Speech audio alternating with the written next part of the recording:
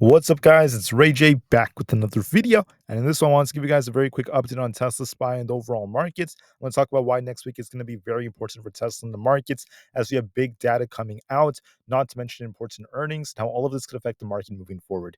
But just remember that I am not a financial planner, so make sure you take nothing I say as financial advice. And also, if you guys can, please check out my Webull link. If you deposit any amounts of money into the account, you are guaranteed 12 free stocks. We deposit $500, you're guaranteed 20 in total, and deposits $2,000 or more, and you're guaranteed 40. The offer ends very soon in just 6 days. Anyways, now let's talk about what's happening with Tesla. Tesla saw this very explosive move after its earnings, and there's a lot of momentum remaining as Tesla closed in the green once again. So Tesla's doing a great job at holding up, but the question now remains as what's going to happen from this point on. Now, in my opinion, Tesla is very strong, and there's still a lot more upside potential. We could eventually just try to break some of these tough levels. But the issue is we have this tough resistance right here around this 270 area. It's very tough. So it's not going to be that easy for Tesla to crack past that level. If we break 270, though, we're going to be looking for 275 and then 278 as our potential targets. But that's going to be very tough. It's not that easy to do that. So what's more likely is that we might see Tesla cool off just a little bit. We pumped very hard and we are due for a little bit of a cool off. And we could be looking for a retest of the lower 260s, 263, or even below that for a temporary move to the downside before this thing attempts to push up if we don't break 270 immediately. All right. So if we manage to break 270, I see this thing continuing to pump, which is absolutely wild, but it's always a possibility.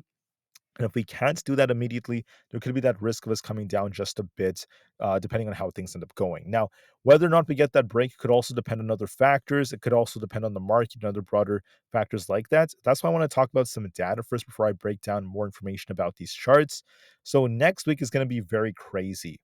Monday is going to be very quiet to start things off for our economic data. We just have some manufacturing numbers in the morning. But then starting Tuesday, the market's going to go bananas. Why? Because we have this important data. On Tuesday, we have the JOLTS job reports coming out. So, very important jobs numbers. It's going to give us more insights on how the Fed is looking at things. It's going to affect overall the Fed's policies and factors like that. For Wednesday, then we have the GDP numbers coming out, giving us more insights on the strength of the economy. For Thursday, we have more employment numbers, followed by the PCE inflationary data report. It's very similar to CPI. PCE is very important for the Fed's policy, so get ready for that. Followed by Friday's unemployment numbers. That's going to give us a very important data set. We're going to be looking for a big reaction on Friday to all of that. So remember, Tuesday through Friday is going to be huge for economic data. Every day we have big data coming out that the market's going to react to. So be ready for that. And then simultaneously, we have even more data. Even more data. So for Monday, we have Ford announcing their earnings, which is not that crazy. But then starting on Tuesday, things become very serious. On Tuesday, before the market opens, we have PayPal and SoFi announcing their earnings. After the market closes, we have AMD and Alphabet. So that's going to be very big. Alphabet's going to be a big one as we have big tech starting to their earnings reports. For Wednesday, we have very minor ones in the morning, and then we have Microsoft, Meta, Coinbase, Robinhood, a bunch of these big tech earnings, especially Microsoft and Meta, announcing their earnings. For Thursday, we have Peloton and a few more like Uber, which is not that significant. But then after market close, we have Amazon, Apple, and Intel all announcing their earnings. So basically from Tuesday through Thursday, expect a lot of volatility because of big tech earnings. That's going to be very huge for the way we end up moving, especially for tech. And that could affect Tesla to some extent, especially as we have like AMD announcing earnings, other companies like that. This could have an effect on Tesla too because of how the market moves with these algorithms. So be ready for lots of volatility between Tuesday and Friday for the week. Lots of data, lots of earnings, and get ready for some high volatile price action. So on top of this, just know that right now the market is getting closer to neutral as we approach the week. We could turn bullish again, or we could turn a little bit more bearish. I think right now the market is range bound, and we'll be watching to see if we get a little bit of a dip upon open on Monday before we see a big reaction to our data. So be very mindful of that. And we'll see what that leads to. The market is still not too fearful. We're still in greed, but just be very careful as we're at some key levels. Momentum is slowing down. We're just at greed. The puts and call option ratio is going up as we're seeing a lot more shorts piling into the markets. This is once again leading to a little bit more fear that's building. And then the VIX is still trying to hold its support. We'll see if it breaks out or not. As far as Tesla goes, I don't really see too much news coming out. Don't forget that the Cybertruck is pushing past the Ford Mach E to become the third best-selling EV in America, which is once again surpassing so many expectations. People were saying that the Cybertruck is going to be a flop, it's going to fail, it's this and that, and we're talking about the Cybertruck becoming profitable and once again becoming the third best-selling EV in the USA. That is absolutely incredible. The Cybertruck is once again going to be scaled, and with profitability coming, they're going to continue to grow. I can't wait to see what else the future holds for this. So it's very, very bullish news, especially as FSD is incorporated in it. We have new updates from these analysts. So Truth Securities is saying hold on to your Tesla shares. KGI Securities is saying Tesla's going to outperform. RBC Capital is saying Tesla's going to outperform as well. And then Cantor Fitzgerald is more neutral. Those are like the more updated outlooks for Tesla. Very bullish for the most part. More are saying that Tesla's going to outperform. The price price ratio is bouncing as Tesla's building a lot of strength. In terms of seasonality, we tend to be green most of the time on Mondays, 53% of the time. And we tend to see more and more volatility around 9 o'clock a.m. and then 1 p.m. So expect some more volatility for Tesla. Besides that, we have 160 million in volume. Volume remains high, so it's a good sign for Tesla. So we remain very, very bullish, especially when you zoom out of Tesla like this. You guys can see there's a very, very nice looking inverse head and shoulders like structure that is maintaining this form. So I think that if we don't break 270 immediately, we're looking for a dip back down to the lower 260s before this thing attempts to bounce. If we break 270, we're looking for a much bigger push for 278. On the daily time frame, we remain even more bullish when you look at this nice looking inverse head and shoulders. We still remain bullish on Tesla, and there is a lot more upside potentials. We have a gap to fill in the 290s. So if we start breaking out above like the 278 area, we're looking for like the 290s gap to fill. We're basically going up to 300. So the share price is still very bullish. Will we start off with the small dip and then get that big break? It all depends on the big tech earnings, but for now, Tesla remains bullish. I'm going to go over just a couple of tickers in this video. By the way, it is a Friday. I'm trying to make this video kind of quick. For SPY, we are technically range bound. I do want to call out the fact that we have a rising wedge-like structure that's maintaining its stance right now. I could try to adjust this. Are we like near it right here? It depends on how we try to adjust this. We're very close to where this is. We'll be watching to see if this ends up holding up or not. But just know this, we still have a rising wedge. It's still technically present. We'll have to see how well SPY holds up at these levels.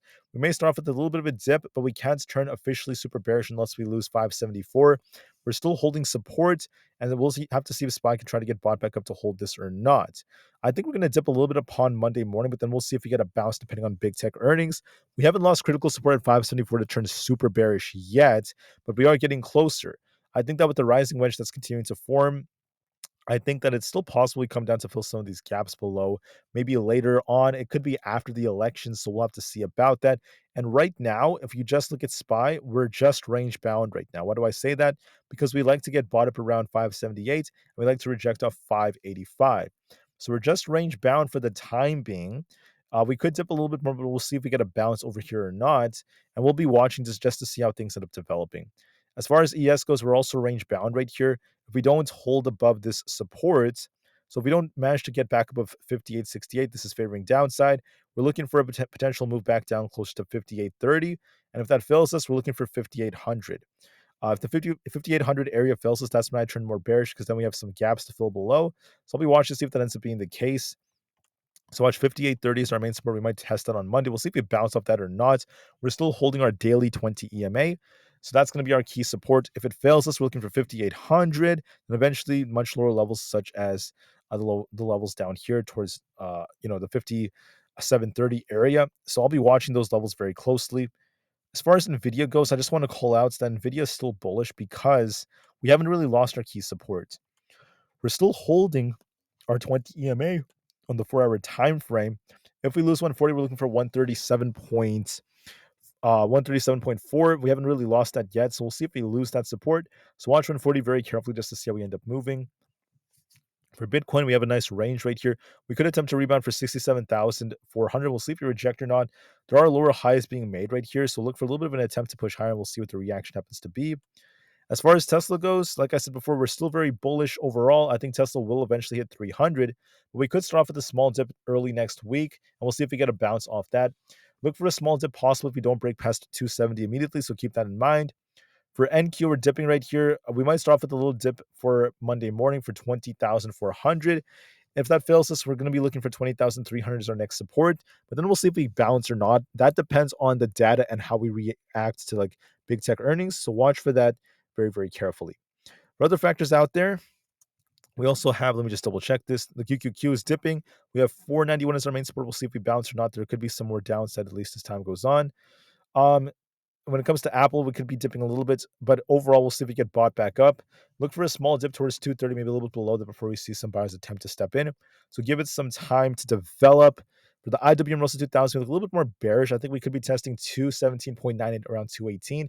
And if that fails us, we're looking for this imbalance fill all the way down to about 216. So give that some time to develop. For Coinbase, we're still stuck in this range. We'll have to see if we get bought back up above 210. Might dip to about 206 before we try to bounce. So just keep that in mind, guys. I'm sorry, not 206. I'm sorry. It's around 200 flats before we try to get a bounce. For Amazon, we're trying to hold up. As long as we don't lose 187, we could attempt to push back up and continue to consolidate. I think we're range bound between 190 and 185. So we're just going to continue to do that. We could push a little bit higher after a dip. So we might dip and bounce. And then we'll be watching to see what the big reaction is once we get our earnings. For Meta, we're trying to push. We'll see if we break past 576. If that breaks, we're looking for this imbalance fill for 580. And if we end up rejecting off 576, we're looking for a dip back down. We are making lower highs here, so there's a risk of us kind of popping and dipping back down to about 568 is the most likely case. Might look for a small dip on Meta, and we'll see if we bounce or not, depending on earnings. Microsoft is dipping as well. We could be dipping close to about 426, so we'll see how it goes. And Google is also looking a little bit more bullish. Could be looking for a pushback up towards 168, but then it depends on earnings. So don't forget about that on Tuesday. So with that being said, the market is looking like it's going to dip a little bit on Monday morning, but then there could be a nice bounce coming depending on, other factors. But the main factors are going to be between Tuesday and Friday when we have big data coming out, not to mention earnings. So get ready for all of that. With that being said, I appreciate you guys so much for listening. Tesla's doing a good job at holding up. I'll make another video tomorrow to break down more details about Tesla and what I see for the broader markets. Until then, I thank you all for listening. Please have a great weekend. I'll be back tomorrow, and peace out.